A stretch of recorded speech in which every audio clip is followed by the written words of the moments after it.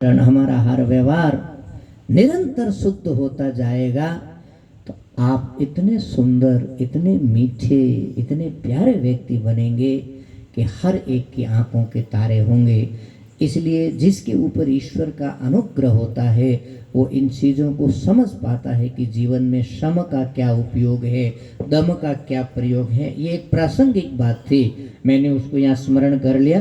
परंतु यहाँ पर भगवान ये बता रहे हैं कि ये जो इंद्रियों का संयम करने की जो ताकत है ये भी कौन देता है? भगवान देता है। शमः दमः सुखम, सुख माने आह्लाद, आपके मन की प्रसन्नता, ये कौन देता है? भगवान। और दूसरा वाला भी, उसका उल्टा वाला भी, दुखम, कौन देता है? कौन देता है? क्यों देता है? हमारे से कोई शत्रुता है क्या?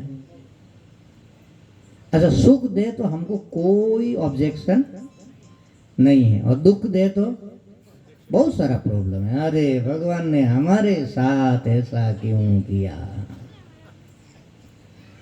ऐसा तो नहीं करना चाहिए था। मैं तो इतने दिन से मंदिर भी जाता हूँ, हनुमान चालीसा का पाठ भी करता हूँ, शनिवार को भी करता हूँ, मंगलवार को भी करता हूँ, फिर भी ऐसा हमारे साथ क्यों हुआ?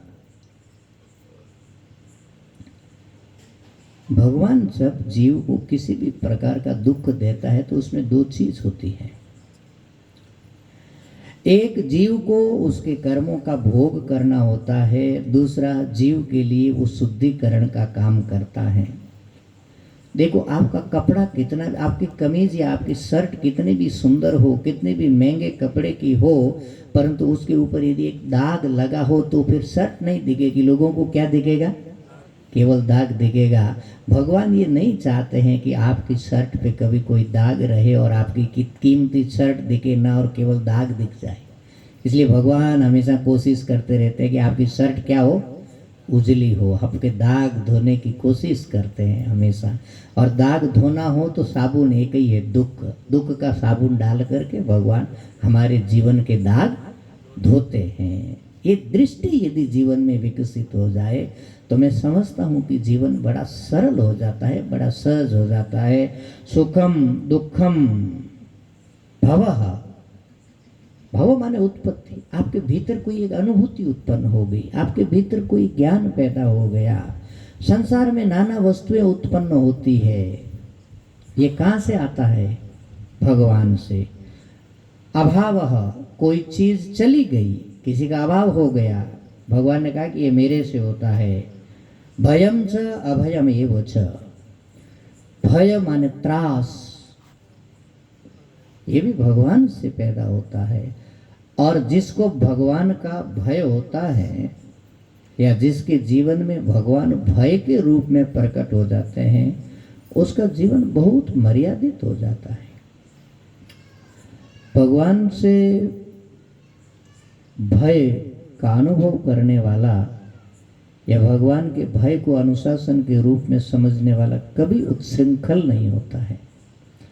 परंतु भगवान वहाँ या वो बात नहीं बताना, सारे भगवान बता रहे कि तुम्हारे जीवन में जो कुछ भी पैदा हो रहा है, तुम्हारे भीतर से जो कोई भी अनुभूति निकल करके आ रही है, उस अनुभूति का मूल स्रोत मैं हूँ। हमारा जीवन भगवान से इस प्रकार से जुड़ा हुआ है। हमारा सुख भी भगवान से जुड़ा है, हमारा दुख भी भगवान से जुड़ा है, हमारा भय भी भगवान से जुड़ा है, हमारा अभय भी भगवान से जुड़ा है, हमारे जीवन का हर सूत्र भगवान से जुड़ा है। ये भगवान घोषणा कर रहे हैं, परंतु हमको कुछ भी दिख नहीं रहा है। हम कटे कटे जी रहे हैं, हम ऊपर ऊपर जी रहे हैं। इसलिए ये विभूति योग समझने की जरूरी है कि हमारे आंखों के ऊपर का एक पर्दा हटे और भगवान के साथ हमारे जीवन के तार जिस गहराई से जुड़े हुए हैं वो रहस्य हमारे सामने उद्घाटित हो और हम समझ पाए। तो भय है, अभय है, ये सारे भाव भगवान से ही हमारे भीतर आते हैं। इनका जो स्रोत है वो भगवान है। अहिंसा, किसी को भी कष्ट न देने का सामर्थ्य, ये भी भगवान से हमारे भीतर पैदा होता है। समता, हर परिस्थिति में एक समान मनोभाव रखने की जो स्थिति है, ये भी भगवान से आती है। तुष्टि ही, तुष्टि माने संतुष्टि, अलम बुद्धि, इतने में काम चल सकता है, ऐसी वृत्ति, ये भाव भी भगवान से पैदा होता है। तपह, इंद्रियों का संयम करते हुए शरीर को कस करके रखना, ये सामर्थ्य भी, ये भाव भी भगवान से पैदा होता है। दान, अपने धन का योग्य अधिकारियों में वितरण करना, ये सामर्थ्य भी भगवान से पैदा होता है। यश, धर्म के निमित्त आपकी जो कीर्ति फैलती है दुनिया में, वो भी भगवान की एक विभूति है। और अयश, यदि अधर्म के निमित्त आपकी अकीर्ति होती है, वो भी भगवान की एक विभूति है।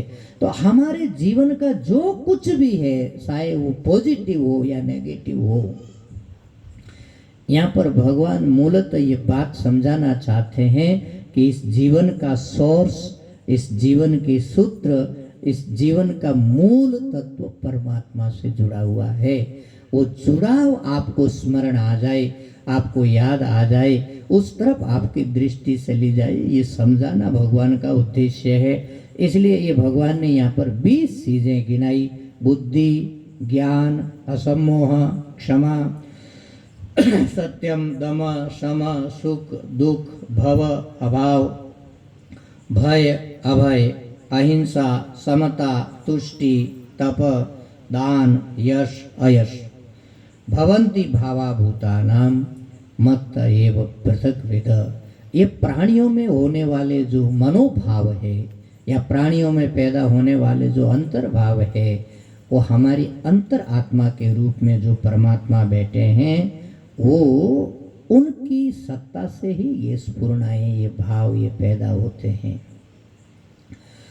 तो पहले भगवान ने बताया कि जो मुझे अजय जानता है, अनादि जानता है, लोक महेश्वर जान करके मेरा भजन करता है, वो सब पापों से मुक्त हो जाता है। तो ऐसा न लगे कि भगवान कोई बाहरी सत्ता है। इसलिए भगवान ने बता दिया कि जीवन के जो अंतरतम भाव है, उसका मूल स्रोत भी भगवान है। और इस सृष्टि का प्रारंभ और सृष्टि का संचालन भी जो हो रहा है, भगवान की सत्ता से ही हो रहा है। महर्षय सप्त पूर्वे सत्वारो मनवस्तता मद्भावा मानसा जाता येषाम लोक इमा प्रजा। सब 7 महर्षि जो पूर्व काल में पैदा हुए, 4 मनु जिनको सावर्णी मनु के नाम से पुराणों में जाना जाता है, ये भगवान से पैदा हुए। भगवान ने इनको पैदा किया और उन्होंने ये पूरी सृष्टि को पैदा किया, इस संपूर्ण लोकों को पैदा किया। और ये सब के सब मद्भावा, भगवान बता रहे हैं कि ये जो सप्त महर्षि हैं, मनु हैं, ये सब बड़े बड़े शक्तिशाली सत्ताएं हैं, परंतु ये मद्भावा है। उनका मन हमेशा मेरे भीतर लगा रहता है। वो मेरे भीतर मन लगा करके ही इतनी बड़ी ताकत, इतनी बड़ी शक्ति उन्होंने प्राप्त की है कि वो इस सृष्टि का संचालन कर रहे हैं। तो ऐसा भगवान का प्रभाव है, ऐसा भगवान का सामर्थ्य है, ऐसी भगवान की शक्ति है। उनको जो जानता है और उसको जान करके जो भगवान का भजन करता है, भगवान उसके जीवन में प्रकट होते हैं। भगवान बताते एताम विभूतिम योगम स मम यो वेत्ति तत्वतः सो अवेगम पेन योगेन युज्यते नात्र संशयः। जो भगवान के इस प्रभाव को गहराई से जानता है। देखो, हम भी भगवान भगवान भगवान भगवान करते रहते हैं। भगवान के लिए ही सत्संग में भी आते हैं, भगवान के लिए ही मंदिर जाते हैं, भगवान के लिए ही नर्मदा स्नान करते हैं, भगवत प्राप्ति के लिए ही व्रत करते हैं, भगवत प्राप्ति के लिए ही तीर्थ करते हैं, भगवत प्राप्ति के लिए ही उपवास करते हैं। धर्म से संबंधित हमारी जो कोई भी क्रिया हो, हम भगवत प्राप्ति के उद्देश्य से ही करते हैं। परंतु एक दुखद अनुभूति हमारे जीवन में हमेशा रहती है। वर्षों बीत गए इन सब क्रियाओं का अनुष्ठान करते करते, परंतु जीवन में कोई परिवर्तन दिखता नहीं है। क्यों नहीं दिखता? इसका एक ही कारण है हमारे पास समझ कम है, यांत्रिकता ज़्यादा है। जैसे कोई मशीन को किसी काम में लगा दिया जाए या रोबोट को किसी काम में लगा दिया जाए, तो जो प्रोग्राम उसके भीतर आप सेट कर दोगे वो निरंतर उस काम को करता रहेगा, परंतु इससे उसका न ज्ञान बढ़ेगा, न उसकी चेतना का कोई उत्कर्ष होगा, न परिष्करण होगा। हमारे भीतर भी एक प्रोग्राम सेट कर करके दे दिया किसी ने, हम एक यंत्र की तरह चलते रहते हैं निरंतर, परंतु जिस सजगता से भगवदीय सत्ता से जुड़ना चाहिए था, जिस सजगता से भगवदीय सत्ता का अनुसंधान करना चाहिए था, जिस गहराई से स्वाध्याय करके भगवान के स्वरूप को निरंतर समझना चाहिए था, भगवान के योग को, भगवान की विभूतियों को, भगवान के प्रभाव को, भगवान की ताकत को समझने के लिए जो काम करना चाहिए था, वो काम हम करते नहीं, हम केवल यंत्र की तरह क्रियाएं करते रहते हैं।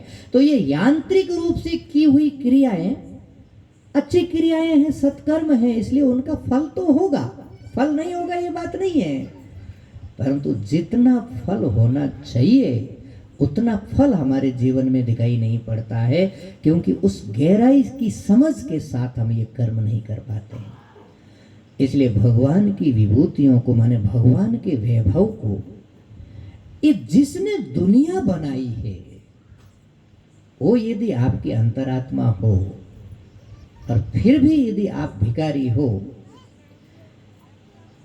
तो दो ही चीज है, या तो वो आपकी अंतरात्मा है नहीं, और या वो अंतरात्मा है उसको आप समझते नहीं। तो वो अंतरात्मा हमारी है नहीं ये बात तो हो नहीं सकता, क्योंकि कण कण में उनका साम्राज्य है। इस दुनिया का, इस ब्रह्मांड का एक कण ऐसा नहीं है जहां उनकी उस उपस्थिति या उनका अस्तित्व ना हो। हमारा जीवन भी उनके अस्तित्व से और उनकी उपस्थिति से ठसाठस भरा हुआ है, फिर भी हम दुखी, फिर भी हम मलिन मना, फिर भी हम अधूरे होकर के जी रहे हैं। क्यों? क्योंकि वो हमारी आत्मसत्ता है, ये हमको समझ नहीं है, और उनके प्रभाव को भी हम नहीं जानते हैं, उनके सामर्थ्य को भी हम नहीं जानते हैं, उनकी शक्ति को भी हम नहीं जानते हैं, इसलिए हमारा जीवन ऐसा हो गया। परंतु भगवान कहते हैं कि जो साधक एताम विभूतिम योगम स मम यो वेत्ति तत्वतः सो अविकम्पेन योगेन युज्यते नात्र संशयः। वो अविकम्प योग से वो भगवान के साथ परमार्थ संबंध से संबंधित हो जाता है, जो भगवान के योग को और विभूतियों को बहुत अच्छे ढंग से जानता और समझता है। इसलिए मैंने पहले भी ये निवेदन किया था कि 10वां अध्याय जो विभूति योग है, कण कण में व्याप्त परमात्मा को हमारे जीवन में साक्षात रूप से प्रकट करता है और हमारे जीवन के सूत्र को कण कण में उपस्थित परमात्मा के साथ जोड़ता है। आगे के जो ये 3-4 श्लोक हैं, 8, 9, 10 और 11, ये गीता जी के गंभीरतम श्लोकों में से ये कुछ श्लोक हैं। मच्चित्ता मद्गत प्राणा बोधयन्तः परस्परम कथयन्तश्च माम नित्यम तुष्यन्ति च रमन्ति च इत्यादि जो बातें बताने वाले ये जो श्लोक हैं, जिनका हम लोगों ने अभी उच्चारण किया, तेषां सतत युक्तानां भजतां प्रीतिपूर्वकं ददामि बुद्धि योगं तम येन माम उपयान्ति ते तेषामेवानुकंपार्थम् अहम् अज्ञानजमतमः नाशयामि आत्मभावस्तु ज्ञानदीपेन भास्वता। इसमें थोड़ा टाइम देना चाहिए, यहाँ सीखने लायक और समझने लायक बहुत सारी चीज़ें हैं। कल हम इसको थोड़ा और गहराई से समझने की कोशिश करेंगे। एक बार आइए इसका सामान्य अर्थ आज देख लेते हैं, ताकि एक भूमिका बन जाए विचार करने के लिए। फिर इन श्लोकों के ऊपर कल कुछ और प्रकाश डाल करके फिर कल इस प्रसंग को पूरा करेंगे। अहम सर्वस्य प्रभवः, भगवान कह रहे हैं कि इस दुनिया में जो कुछ पैदा हुआ है उसका मूल कारण मैं हूँ। आप भी पैदा हुए कि नहीं हुए? आपका मूल कारण कौन होगा? बस इतना आपको दिखना चाहिए, आप बाकी सब समस्याओं का समाधान हो जाएगा। मात्र इतना दिख जाए, अहम सर्वस्य प्रभवः मत सर्वम प्रवर्तते, सब कुछ मेरे से पैदा हो रहा है। इति मत्वा भजन्ते माम बुधा भाव समन्विताः, ऐसा समझ करके जो ज्ञानी लोग हैं वो मेरा भजन करते हैं, भाव से भर करके मेरा भजन करते हैं। इसका जो विशेष अर्थ है कल विचार करना, इसलिए मैं अब सामान्य ही अर्थ बता रहा हूं। मैं सबका कारण हूं, सब कुछ मेरे से पैदा होता है। ज्ञानी लोग इस बात को समझ करके भाव से भर करके मेरा भजन करते हैं। किस प्रकार से वो भजन करते हैं, उनके भजन का स्वरूप क्या है? मत चित्ता मदगत प्राण मत चित्ता, उन्होंने अपना चित्त मेरे में अर्पण कर दिया, उनका चित्त मेरे रूप का बन गया।